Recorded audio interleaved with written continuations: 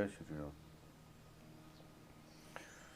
श्रीमद् वाल्मीकि रामायण के किष्किंधा कांड में जब श्री राम ने बाली के साथ युद्ध करने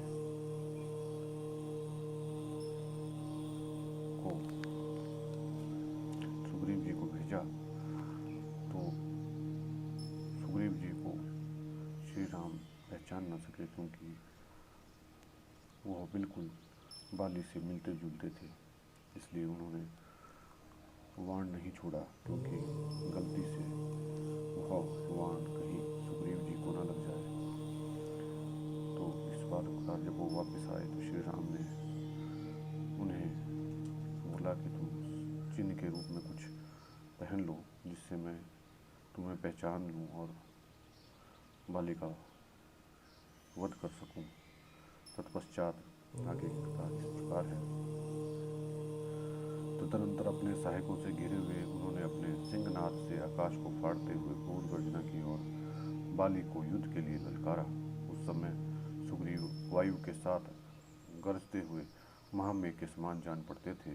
अपनी अंग कांति और प्रताप के द्वारा प्रातःकाल के सूर्य की भांति प्रकाशित होते थे। उनकी चाल दर्प भरे सिंह के समान प्रतीत होती थी।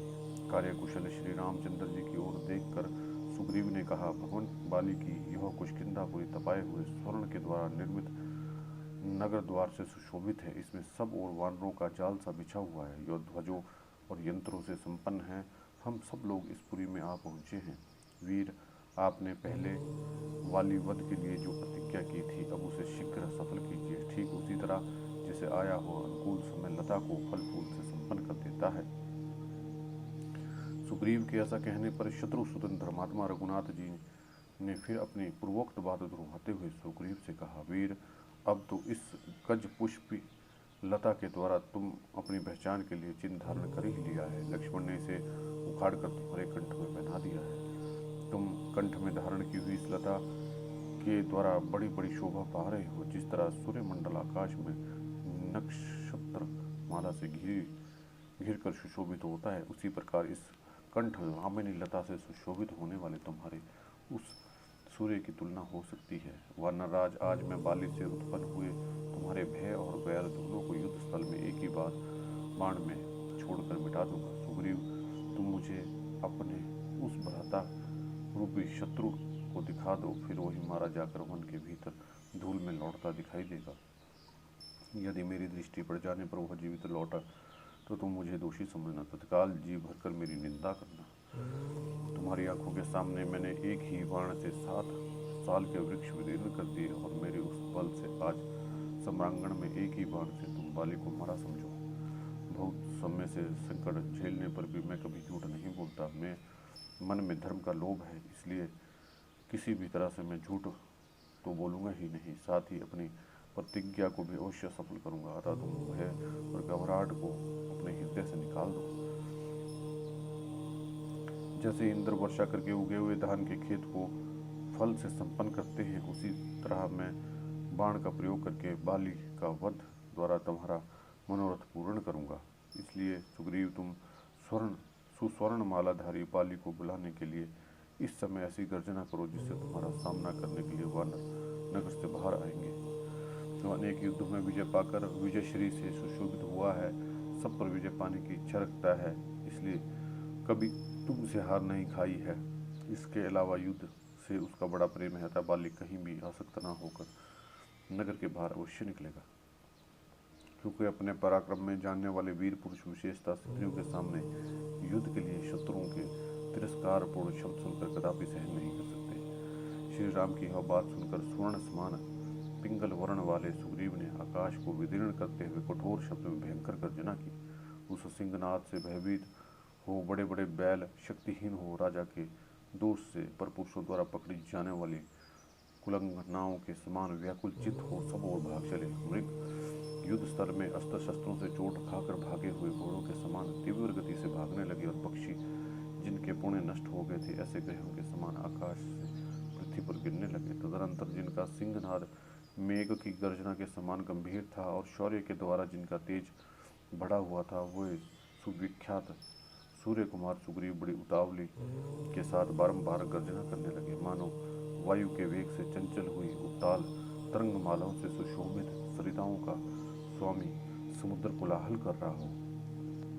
उस समय अमर्षशील वाली अपने अंतःपुर में अपने भाई महामना सुग्रीव का हो सिंहनाद वहीं से सुना। समस्त प्राणियों को कंपित करने देने वाली उसकी वह गर्जना सुनकर उसका सारा मद सहसा उतर गया और उसे महान क्रोध उत्पन्न हुआ। फिर तो स्वर्ण के समान पीले रंग वाले वाली का सारा शरीर क्रोध से तमतमा उठा और राहुग्रस्त सूर्य के समान तत्काल श्रीहीन दिखाई देने लगा। बाली की दाढ़ें विकराल थी, नेत्र क्रोध के कारण प्रज्वलित अग्नि के समान उद्दीप्त हो रहा था। वह उस तालाब के समान श्रीहीन दिखाई देता था जिसमें कमल पुष्पों की शोभा तो नष्ट हो गई है और केवल मृणाल रह गए हैं। वह दूसरा शब्द सुनकर बाली अपने पैरों की धमक से पृथ्वी को विदर्ण करता हुआ सब बड़े वेग से निकला। उस समय उसकी पत्नी तारा भयभीत हो घबरा उठी। उसने बाली को अपने दोनों भुजाओं में भर लिया और स्नेह से सौहार्द का परिचय देते हुए परिणाम के हित में करने वाली यह बात की, वीर मेरी अच्छी बात सुनिए और सहसा आए हुए नदी के वेग की भांति इस बढ़े हुए क्रोध का त्याग कर दीजिए। जैसे प्रातःकाल शैया से उठा हुआ पुरुष रात को भोग में लाई हुई पुष्पमाला का त्याग कर देता है, उसी प्रकार क्रोध का त्याग कीजिए। वानर वीर, कल प्रातःकाल सुग्रीव के साथ युद्ध कीजिएगा। यद्यपि युद्ध में कोई शत्रु आपसे बढ़कर नहीं है और आप किसी से छोटे नहीं हैं, तथापि इस समय सहसा आपको घर से निकलना मुझे अच्छा नहीं लग रहा। आपको रोकने का एक विशेष कारण यह भी आपसे बताती हूँ, सुनिए। सुग्रीव पहले भी यहाँ आए थे और क्रोधपूर्वक उन्होंने युद्ध के लिए ललकारा। उस समय आपने नगर से निकलकर उन्हें परास्त किया और वे आपकी मार खाकर संपूर्ण दिशाओं की ओर भागते हुए मतंग वन में चले गए थे। इस प्रकार आपके द्वारा युद्ध पराजित और विशेष पीड़ित होने पर वे पुनः यहाँ आकर आपको युद्ध के लिए ललकार रहे हैं। उनका यह पुनरागमन मेरे मन में शंका उत्पन्न कर रहा है। इस समय गरजते हुए सुग्रीव का दर्प और उद्योग जैसा दिखाई देता है। उसकी गर्जना में जो उत्तेजना न जान पड़ती है, इसका कोई छोटा मोटा कारण नहीं होना चाहिए। मैं समझती हूँ सुग्रीव किसी प्रबल सहायक के बिना अब की बार यहाँ नहीं आए हैं, किसी सबल सहायक को साथ लेकर आए हैं, जिसके बल पर ये इस तरह गरज रहे हैं। वानर सुग्रीव स्वभाव से कार्यकुशल बुद्धिमान है। वे किसी ऐसे पुरुष के साथ मैत्री नहीं करेंगे जिसके बल और पराक्रम को अच्छी तरह से परख ना लिया गया हो। वीर, मैंने पहले ही कुमार अंगद के मुंह से यह बात सुन ली है, इसलिए आज मैं आपके हित में यह बात बताती हूँ। एक दिन कुमार अंगद वन में गए थे। वहाँ गुप्तचरों ने उन्हें समाचार बताया कि जो उन्होंने यहाँ आकर मुझसे भी कहा। वह समाचार इस प्रकार से है। अयोध्या नरेश के दो शूरवीर पुत्र, जिन्हें युद्ध में जीतना अत्यंत कठिन है, जिनका जन्म इक्ष्वाकु कुल में हुआ है, जो श्री राम और लक्ष्मण के नाम से प्रसिद्ध है, वो यह वन में यहाँ आए हैं। दोनों दुर्जय वीर सुग्रीव का प्रिय करने के लिए उनके पास पहुंच गए। उन दोनों में से जो आपके भाई के युद्ध कर्म में सहायक बताए गए हैं, वे श्री राम शत्रु का संहार करने वाले और प्रलयकाल में प्रज्वलित हुई अग्नि के समान तेजस्वी हैं। वे साधु पुरुषों के आश्रयदाता, कल्प ऋषि है, संकट में पड़े हुए प्राणियों के लिए बड़ा सहारा है। आर्त पुरुषों के आश्रय यश के एकमात्र भाजन, ज्ञान विज्ञान से संपन्न, पिता की आज्ञा में स्थित रहने वाले हैं। जैसे गिरिराज हिमालय नाना धातुओं का भंडार खान है, उसी प्रकार श्री राम उत्तम गुणों के बहुत बड़े भंडार है। अतः उन महात्मा के साथ आपका विरोध करना कदापि उचित नहीं है, क्योंकि युद्ध की कला में अपना सानी नहीं रखते। उन पर विजय पाना अत्यंत कठिन है। शूरवीर, मैं आपके गुणों में दोष देखना नहीं चाहती, अतः आपसे कुछ कहती हूँ। आपके लिए जो हितकर है वही बता रही हूँ, आप उसे सुनिए और वैसा ही कीजिए। अच्छा यही होगा, आप सुग्रीव का शीघ्र ही युवराज के पद पर अभिषेक कर दीजिए। वीर वानर राज सुग्रीव आपके छोटे भाई है, उनके साथ युद्ध ना कीजिए। मैं आपके लिए यही उचित समझती हूँ कि आप वैर भाव दूर हटाकर श्री राम के साथ सौहार्द और सुग्रीव के साथ प्रेम संबंध स्थापित कीजिए। वानर सुग्रीव आपके छोटे भाई हैं, अतः आपका लाड प्यार पाने के योग्य है। वे ऋषभ मुख पर्वत पर रहें या किष्किंधा में, सर्वथा आपके बंधु ही हैं। मैं इस भूतल पर आपके समान बंधु और किसी को नहीं देखती हूँ। आप दान मान आदि सत्कारों के द्वारा उन्हें अपना अत्यंत अंतरंग बना लीजिए, जिससे वे वैर भाव को छोड़कर आपके पास रह सकें। पुष्ट ग्रीवा वाले सुग्रीव अपने अत्यंत प्रेमी बंधु हैं, मेरा ऐसा मत है। इस समय भातृप्रेम का सहारा लेने के सिवाय आपके लिए उनके पास कोई दूसरी गति नहीं है। यदि आपको मेरा प्रिय करना हो, आप मुझे अपनी हितकारिणी समझते हो, तो प्रेम पूर्वक याचना करती हूँ, आप मेरा यह नेक सलाह मान लीजिए।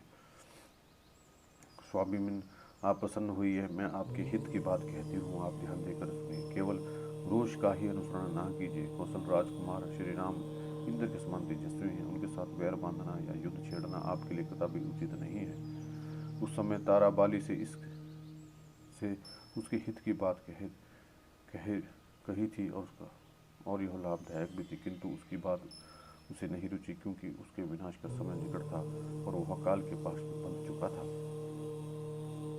तारापति चंद्रमा के समान मुख वाली तारा को ऐसी बातें कहती देख बाली ने उसे फटकारा और इस प्रकार कहा। वानर ने इस गरजते हुए भाई की जो विशेषता मेरा शत्रु है, यह उत्तेजनापूर्ण चेष्टा मैं किस कारण सहन करूंगा। भीरू जो कभी परास्त नहीं हुए और जिन्हें युद्ध के अवसरों पर कभी पीठ नहीं दिखाई, उन शूरवीरों के लिए शत्रु की ललकार सह लेना मृत्यु से भी बढ़कर दुखदायी होता है। यह हीन ग्रीवा वाला सुग्रीव संग्राम में मेरे साथ युद्ध की इच्छा रखता है। मैं इसका रोष वेश और गर्जन तर्जन को सहन करने में असमर्थ हूँ। श्री रामचंद्र जी की बात सोचकर भी तुम्हें मेरे लिए विषाद नहीं करना चाहिए, क्योंकि वे धर्म के ज्ञाता और कर्तव्य को समझने वाले हैं, अतः पाप कैसे करेंगे। तुम इन स्त्रियों के साथ लौट जाओ, क्यों मेरे पीछे बार बार आ रही हो। तुम मेरे प्रति अपना स्नेह दिखाया है, भक्ति भी का भी परिचय दिया है, अब जाओ, घबराहट छोड़ो। मैं आगे बढ़कर सुग्रीव का सामना करूंगा, उसके घमंड को चूर चूर कर डालूंगा, किंतु प्राण नहीं लूंगा। युद्ध के मैदान में खड़े हुए सुग्रीव की जो जो इच्छा है मैं उसे पूर्ण करूंगा। वृक्षों और मुक्कों की मार से पीड़ित होकर वह स्वयं ही भाग जाएगा। तारे दुरात्मा सुग्रीव मेरे युद्ध विषयक दर्प और उद्योग को नहीं सहन कर सकेगा। तुम मेरी बौद्धिक सहायता अच्छी तरह कर दी है, अब मेरी अपना सौहार्द भी दिखा दिया है। अब मैं प्राणों की सौगंध दिलाकर कहता हूँ कि अब तुम इन स्त्रियों के साथ लौट जाओ। अब अधिक कहना की आवश्यकता नहीं, मैं युद्ध में अपने भाई को जीत कर लौट आऊंगा। यह सुनकर अत्यंत उदार स्वभाव वाली तारा ने बाली का आलिंगन करके मंद स्वर में रोते हुए उसकी परिक्रमा की। वह पति की विजय चाहती थी और उसे मंत्र का भी ज्ञान था, इसलिए उसने बाली की मंगल कामना से स्वास्थ्य वाचन किया और शोक से मोहित हो वह अन्य स्त्रियों के साथ अंतःपुर में चली गई। स्त्रियों सहित तारा ने अपने महल में चारों में चले जाने पर बाली क्रोध से भरे हुए महान सर्प की भांति लंबी सांस खींचता हुआ नगर से बाहर निकला। महान रोष से युक्त और अत्यंत वेगशाली बाली लंबी सांस छोड़कर शत्रु को देखने की इच्छा से चारों ओर अपनी दृष्टि दुलारना। इतने में ही श्रीमान बाली ने स्वर्ण समान पिंगल वर्ण वाले सुग्रीव को देखा, जो लंगोट बांधकर युद्ध के लिए डट कर खड़े थे और प्रज्वलित अग्नि के समान प्रकाशित हो रहे थे। सुग्रीव को खड़ा देख महाबाहु बाली अत्यंत कुपित हो उठा। उसने अपना लंगोट की दृढ़ता के साथ बांध लिया। लंगोट को मजबूती के साथ कसकर पराक्रमी बाली प्रहार का अवसर देखता हुआ मुक्का तानकर सुग्रीव की ओर चला। सुग्रीव भी स्वर्णमालाधारी बाली के उद्देश्य से बंधा हुआ मुक्का ताने बड़े आवेश के साथ उसकी ओर बढ़े। युद्ध कला के पंडित महावेगशाली सुग्रीव को अपनी ओर आता देख बाली की आंखें क्रोध से लाल हो गई और वह इस प्रकार बोला, सुग्रीव देख ले, यह बड़ा भारी मुक्का खूब कसकर बंधा हुआ है। इसमें सारी उंगलियां सुनियंत्रित रूप से परस्पर सटी हुई है। मेरे द्वारा वेगपूर्वक चलाया गया यह मुक्का तेरे प्राण ही ले लेगा। बाली के ऐसा कहने पर सुग्रीव क्रोधपूर्वक उससे बोले, मेरा यह मुक्का भी तेरे प्राण लेने के लिए तेरे मस्तिष्क पर गिरे। इतने में बाली ने वेगपूर्वक आक्रमण करके सुग्रीव पर मुक्के को प्रहार किया। उस चोट से घायल एवं कुपित हुए सुग्रीव झरनों से युक्त पर्वतों की भांति मुख से रक्त वमन करने लगे। तत्पश्चात सुग्रीव ने निशंक होकर बलपूर्वक एक साल के वृक्ष को उखाड़ लिया और बाली के शरीर पर दे मानो इंद्र ने किसी विशाल पर्वत पर वज्र का प्रहार किया। उस वृक्ष की चोट से बाली के शरीर में घाव हो गया और आघात से विगल हुआ बाली व्यापारियों के समूह के चढ़ने के भारी भार से दबे हुए समुद्र में डगमगाती हुई नौका के समान कांपने लगा। उन दोनों भाइयों का बल और पराक्रम भयंकर था। दोनों ही का ही वेग गर्भ के समान थे। वे दोनों भयंकर रूप धारण करके बड़े जोरों से जूझ रहे थे और पूर्णिमा के आकाश में चंद्रमा और सूर्य के समान दिखाई देते थे। वे शत्रुसूदन वीर अपने विपक्षी को मार डालने की इच्छा से एक दूसरे की दुर्बलता ढूंढ रहे थे, परंतु युद्ध में बल विक्रम संपन्न बाली बढ़ने लगा और महापराक्रमी सूर्यपुत्र सुग्रीव की शक्ति क्षीण होने लगी। बाली ने सुग्रीव का घमंड चूर्ण कर दिया, उसका पराक्रम मंद पड़ने लगा। तब बाली ने के प्रति अमर्ष भरे हुए सुग्रीव ने श्री रामचंद्र को अपनी अवस्था का लक्ष्य कराया। इसके बाद डालियों सहित वृक्षों, पर्वत के शिखरों, वज्र के समान भयंकर नखों, मुक्कों, घुटनों, लातों और हाथों से मार कर उन दोनों में इंद्र और वक्रासुर की भांति भयंकर संग्राम होने लगा। वे दोनों वनचारी वानर लवलुहान हो लड़ रहे थे। दोनों बादलों की तरह अत्यंत भयंकर गर्जना करते हुए एक दूसरे को डांट रहे थे। श्री रघुनाथ ने देखा वानर राज सुग्रीव कमजोर पड़ गए हैं और बारंबार इधर उधर दुष्टि दोहरा रहे हैं। वानर राज को पीड़ित देख महातेजस्वी श्री राम ने वाली के वध करने की इच्छा से अपने बाण पर दृष्टिपात किया। उन्होंने अपने धनुष पर विषधर सर्प के समान भयंकर बाण रखा और जोर से खींचा, मानो यमराज ने काल चक्र उठा लिया हो। उसकी प्रत्यंचा के टंकार की ध्वनि से भयभीत बड़े बड़े पक्षी मृग भाग खड़े हुए। वे प्रलय काल के समय मोहित हुए जीवों के समान किंकटव्य मूढ़ हो गए। रघुनाथ ने वज्र की भांति गड़गड़ाहट और प्रज्वलित अश्नि की भांति प्रकाश पैदा करने वाला वह महान बाण छोड़ दिया और उसके द्वारा बाली के वक्ष स्थल पर चोट पहुंचाई। उस बाण के वेग से आहत होकर महातेजस्वी पराक्रमी वानर राज बाली तत्काल ही पृथ्वी पर गिर पड़ा। अश्विन के पूर्णिमा के दिन इंद्रोध्वज के अंत में ऊपर फेंका गया। इंद्रध्वज जैसा पक्षी पर पृथ्वी पर गिरता है, उसी प्रकार ग्रीष्म ऋतु के अंत में श्रीहीन, अचेत और आंसुओं से गदगद कंठ हो धराशायी हो गया और धीरे धीरे आर्तनाद करने लगा। श्री राम का वह उत्तम बाण युगांत काल के समान भयंकर और सोना चांदी से विभूषित था। पूर्व काल में महादेव जी ने जैसे अपने मुख से शत्रुभूत कामदेव का नाश करने के लिए धूमयुक्त अग्नि की सृष्टि की थी, उसी प्रकार पुरुषोत्तम श्री राम ने सुग्रीव शत्रु बाली का मर्दन करने के लिए उस प्रज्वलित बाण को छोड़ा था। इंद्र कुमार बाली के शरीर से पानी के समान रक्त की धारा बहने लगी।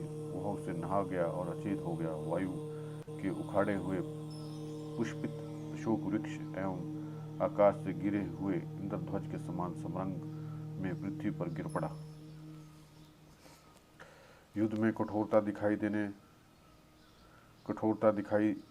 दिखाने वाली श्री राम के बाण से घायल हो कटे वृक्ष की भांति सहसा पृथ्वी पर गिर पड़ा। उसका सारा शरीर पृथ्वी पर पड़ा हुआ था। तपाए हुए स्वर्ण की आभूषण अब भी उसकी शोभा बढ़ा रहे थे। वह देवराज इंद्र के बंधन रहित ध्वज की भांति पृथ्वी पर गिर पड़ा।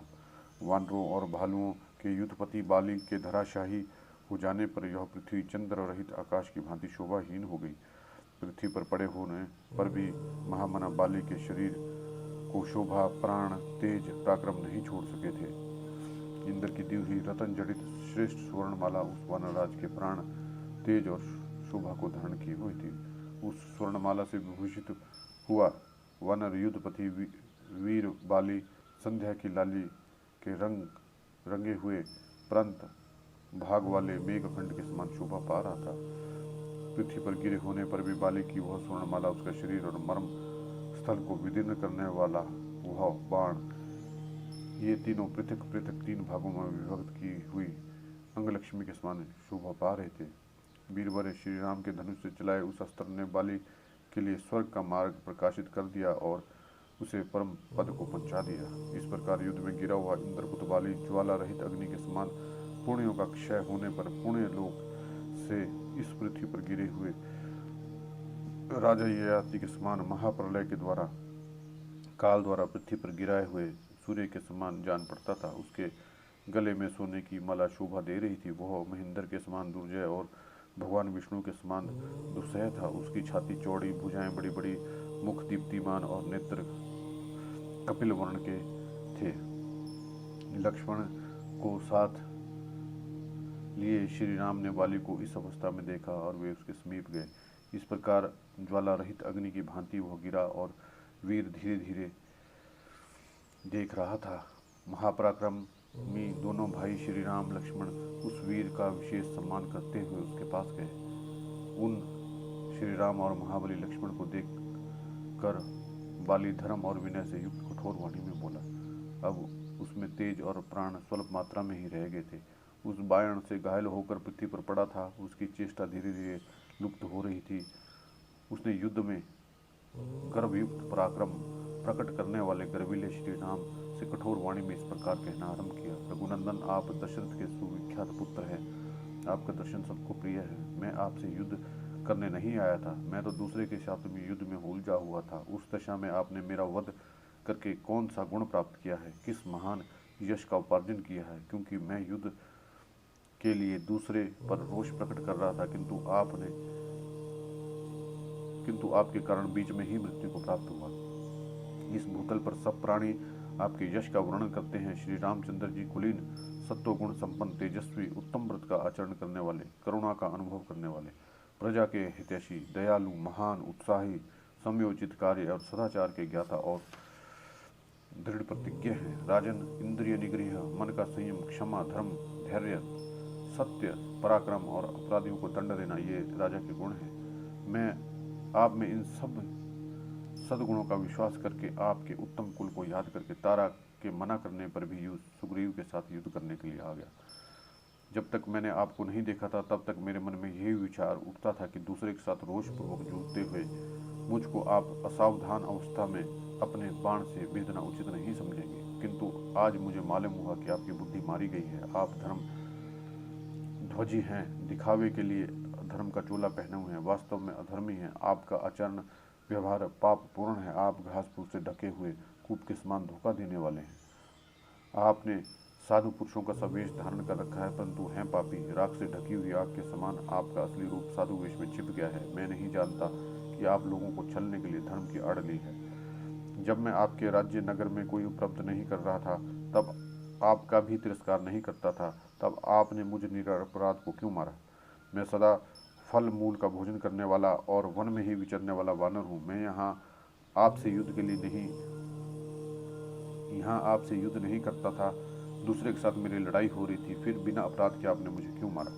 राजन, आप एक सम्माननीय नरेश के पुत्र हैं, विश्वास के योग्य हैं, देखने में प्रिय हैं। आप में धर्म का साधन जटा, वकल धारण आदि भी प्रत्यक्ष दिखाई देता है। क्षत्रिय कुल में उत्पन्न, शास्त्र का ज्ञाता, संशय रहित और धार्मिक वेशभूषा से अछन्न होकर भी कौन पुरुष ऐसा क्रूरतापूर्ण कर्म कर सकता है? महाराज रघुकुल के कुल में आपका प्रादुर्भाव हुआ। आप धर्मात्मा के रूप में प्रसिद्ध हैं और अभव्य क्रूर निकले। यही सही आपका असली रूप है, तो फिर किस लिए ऊपर से भव्य साधु का पुरुष धारण करके चारों ओर दौड़ते फिरते हैं? राजन, साम, दान, क्षमा, धर्म, सत्य, धृति, पराक्रम और अपराधियों को दंड देना, ये भोपालों के गुण हैं। नरेश राम, हम फल मूल खाने वाले वंचारी मृग हैं। हमारी यह प्रकृति है, किंतु आप पुरुष मनुष्य हैं, अतः हमारे और आप में बैर का कोई कारण नहीं है। पृथ्वी, सोना, चांदी, इन्हीं वस्तुओं के लिए राजा आपस में परस्पर युद्ध करते हैं। ये तीन ही कलह के मूल कारण है, परंतु यहाँ वे भी नहीं हैं। इस दिशा में, इस वन में या हमारे फलों में आपका क्या लोभ हो सकता है? नीति और विनय, दंड, अनुग्रह, ये राजधर्म है, किंतु इनके उपयोग के भिन्न भिन्न अवसर हैं। राजाओं को स्वेच्छाचारी नहीं होना चाहिए, परंतु आप तो काम के गुलाम, क्रोधी, मर्यादा में स्थित न रहने वाले चंचल हैं। न्याय, विनय आदि राजाओं के धर्म हैं। उनके अवसर का विचार किए बिना आप कहीं भी बिना ही किसी का कहीं भी प्रयोग कर देते हैं, जहाँ कहीं भी बाण चलाते फिरते हैं। आपके धर्म के विषय में आदर नहीं है और ना ही अर्थ साधन में आपकी बुद्धि स्थिर है। नरेश, आप स्वेच्छाचारी हैं, इसलिए आपकी इंद्रियां आपको कहीं भी खींच ले जाती हैं। काकुस्थ में सर्वथा निरपराध था, तो भी यहाँ मुझे बाण से मारने का घृणित कर्म करके सत्पुरुषों के बीच में आप क्या कहेंगे? राजा का वध करने वाला, ब्रह्म हत्या, गौघाती, चोर, प्राणियों की हिंसा में तत्पर रहने वाला, नास्तिक और परिवेता, अपने बड़े भाई के अवहित रहते अपना विवाह करने वाला छोटा भाई, ये सब के सब नरकगामी होते हैं। चुगली खाने वाला, लोभी, मित्र हत्यारा तथा गुरु पत्नीगामी ये पापात्माओं के लोक में जाते हैं, इसमें संशय नहीं है। हम वानरों का चमड़ा तो सतपुरुषों के धारण करने के योग्य नहीं होता, हमारे रोम हड्डियां भी वर्जित हैं। रघुनंदन, त्रैवर्णियों में जिनकी किसी कारण मांसाहार में प्रवृत्ति हो गई है, उनके लिए भी 5 नख वाले जीवों में 5 ही भक्षण के योग्य बताए हैं। उनके नाम इस प्रकार हैं: गेंडा, शाही, गोह, खराहा और 5वां कछुआ। श्री राम, मनीषी पुरुष में मेरे चमड़े और हड्डी का स्पर्श नहीं करते। वानर के मांस भी सभी के लिए अभक्ष्य होते हैं। जिस तरह सबका कुछ निषिद्ध है, ऐसा 5वां नख मैं आज आपके हाथ से मारा गया हूँ। मेरी स्त्री तारा सर्वज्ञ है, वह मुझे सत्य और हित की बात बताई थी, किंतु मोहवश उसका उल्लंघन करके मैं काल के अधीन हो गया। काकुस जैसी सुशीला युवती पापात्मा पति से सुरक्षित नहीं हो पाती, उसी प्रकार आप जैसे स्वामी को पाकर यह वसीदा सनाथ नहीं हो सकती। आप शठ, अपकारी, क्षुद्र और छुपे हुए शांतचित्त बने रहने वाले महात्मा राजा दशरथ ने आप जैसे पापी को कैसे उत्पन्न किया। हाय, जिसने सदाचार कर सत तोड़ डाला, सत्पुरुषों के धर्म और मर्यादा का उल्लंघन किया, तथा जिसने धर्म रूपी अशंका की अवहेलना कर दी, उस राम रूपी हाथी के द्वारा आज मैं मारा गया। ऐसा अशुभ, अनुचित, सत्पुरुषों द्वारा निंदित कर्म करके आप श्रेष्ठ पुरुषों से मिलने पर उनके सामने क्या कहेंगे? श्री राम, हम उदासीन प्राणियों पर आपने जो यह पराक्रम प्रकट किया है, ऐसा बल पराक्रम आपने अपना अपमान करने वालों पर प्रकट कर रहे हो, ऐसा मुझे नहीं दिखाई देता। राजकुमार, यदि आप युद्ध में मेरी दृष्टि के सामने आकर मेरे साथ युद्ध करते तो आज मेरे द्वारा मारे जाकर सूर्यपुत्र यम देवता के दर्शन कर रहे होते। जैसे किसी सोए हुए पुरुष को सांप आकर डस ले और वह मारा जाए, उसी प्रकार रणभूमि में मुझे दुर्जय वीर को आपने छिपे रहकर मारा, तथा ऐसा करके आप पाप के भागी हुए। जिस उद्देश्य को लेकर सुग्रीव का प्रिय करने की कामना से आपने मेरा वध किया है, उसी उद्देश्य की सिद्धि के लिए यदि आपने मुझसे पहले किया होता तो मैं मिथिलेश कुमारी जानकी को एक ही दिन में ढूंढकर आपके पास ला देता। आपकी पत्नी का अपहरण करने वाले दुरात्मा राक्षस रावण को मैं युद्ध में बिना मारे ही उसकी गले की रस्सी बांधकर पकड़ लाता और उसके आपके हवाले कर देता।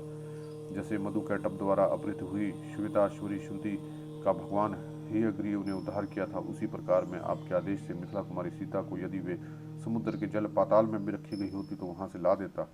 मेरे स्वर्गवासी हो जाने पर सुग्रीव का जो यह राज्य प्राप्त करेंगे वह उचित ही है। अनुचित इतना ही हुआ कि आपने मुझे रणभूमि में अधर्मपूर्वक मारा। यह जगत कभी न कभी काल के अधीन होता ही है, ऐसा स्वभाव ही, अतः भले ही मेरी मृत्यु हो जाए, इसके लिए मुझे खेद नहीं, परंतु मेरे इस तरह मारे जाने पर यदि आपने उचित उत्तर ढूंढ निकाला हो तो अच्छी तरह सोच विचार कर कहिएगा। ऐसा कहकर महामनस्वी वानर कुमार वाली सूर्य के समान तेजस्वी श्री रामचंद्र जी की ओर देखकर चुप हो गया। उसका मुंह सूख गया था और बाण के आघात से उसे बड़ी भारी पीड़ा हो रही थी। जय श्री राम।